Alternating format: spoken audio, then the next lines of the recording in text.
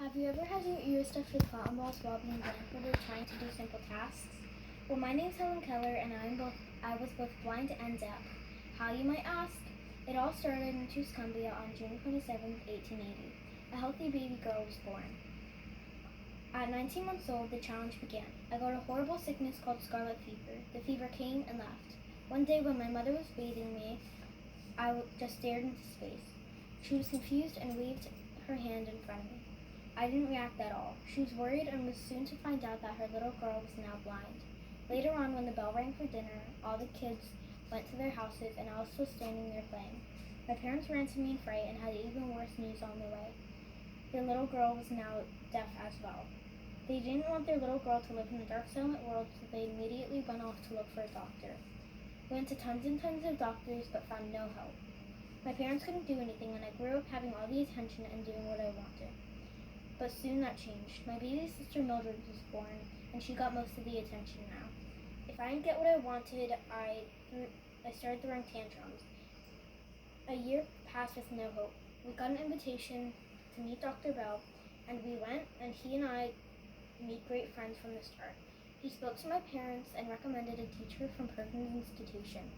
We ended up getting Annie Sylvian. She was partially blind as a kid too. We started off rough, but she kept trying her best to do what she could. One day, when we went out to get water from the well, she spelled water, W-A-T-E-R, in my hand and put my hands under the cold water. My face lit up and I understood. I spelled water back in her hand, and my parents were thrilled when they found out. This is how I would communicate. Annie told me what people were saying by writing in my hand, and I would write back in hers what I would say. I ended up going to Perkins for school, and I did my best. I learned how to read from Braille, and I even got speech teachers. I tried to speak, and one day a miracle happened. I spoke. The first words that I said was, "It's warm," and I said it perfectly clear. I practiced speaking, and I learned that I love to write, and I wanted my dreams to be complete. So I went to college at Radcliffe. I worked so hard, and after years and years of work, I finally graduated. I was the first blind person to earn a bachelor's degree, and I continued writing. I wanted to produce a book. That ended up being 12 books.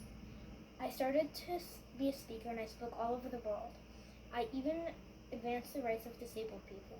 So even when you think life is at its worst, if you work hard, nothing is impossible, and you can overcome your obstacles and reach your goals.